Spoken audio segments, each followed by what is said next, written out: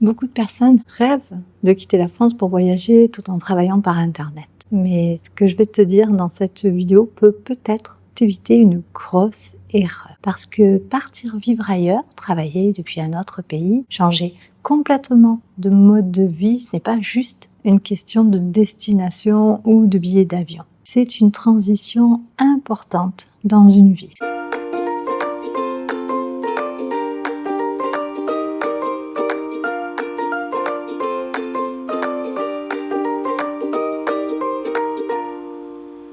Tu rêves peut-être de partir de la France, de changer de style de vie pour devenir nomade digital.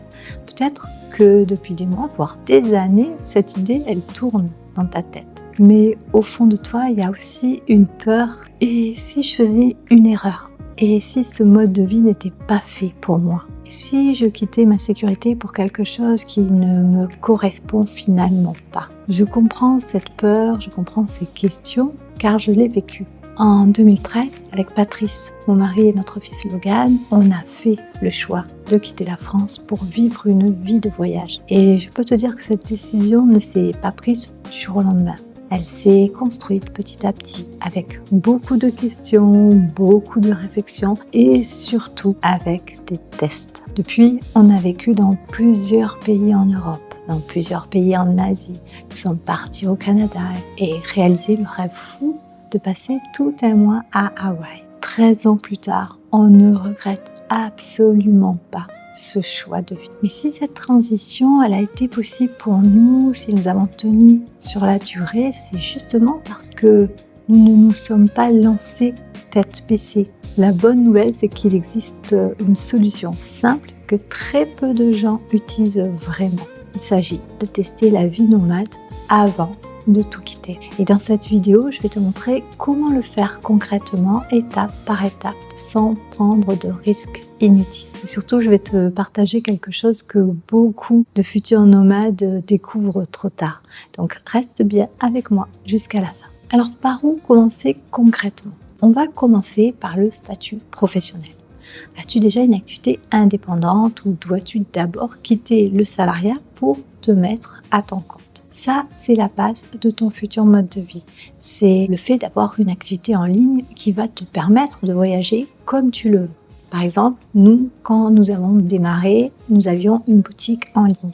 Ça faisait déjà de nombreuses années que l'on travaillait par Internet depuis notre maison. Alors, on va partir du fait que tu es déjà à ton compte ou en tout cas en pleine reconversion.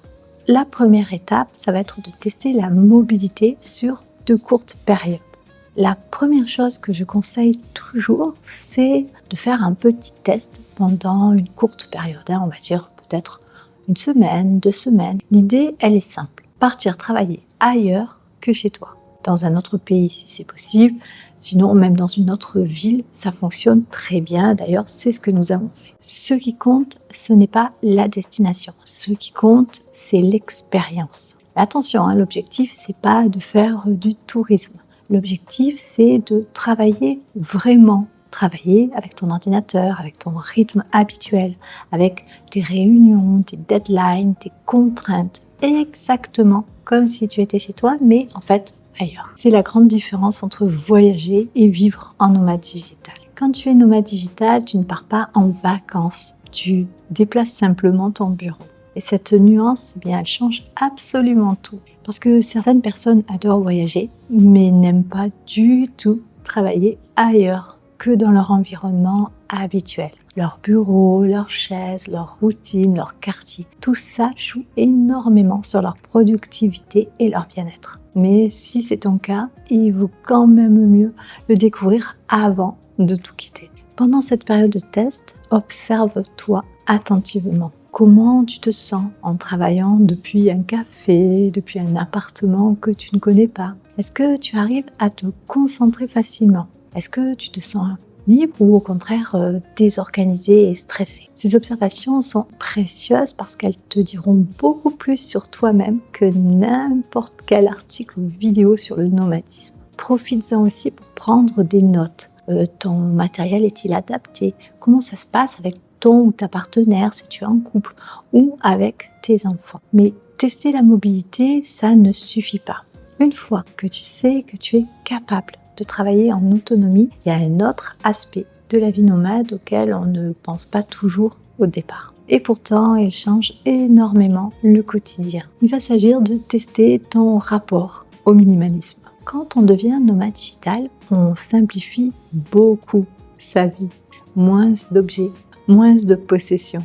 On ne peut pas emmener toute sa maison dans une valise. Et pour certaines personnes, cette idée elle peut être assez angoissante parce qu'on s'est construit un intérieur, on s'est construit des habitudes, un environnement matériel qui nous rassure. Mais ce que beaucoup de nomades découvrent, c'est que cette simplicité, elle devient souvent très libératrice. Un exercice très simple consiste à partir vivre ailleurs pendant 1 mois avec une seule valise ou un bagage cabine. Et ce premier pas vers le minimalisme va peut-être te permettre de prendre conscience que les objets auxquels tu pensais être attaché ne te manquent finalement pas autant que prévu. Cet exercice, il peut aussi t'aider à réfléchir à une question plus profonde. Qu'est-ce qui est vraiment essentiel dans ta vie? La légèreté matérielle, c'est une chose, mais pour que cette liberté, elle soit durable, il reste une brique absolument essentielle.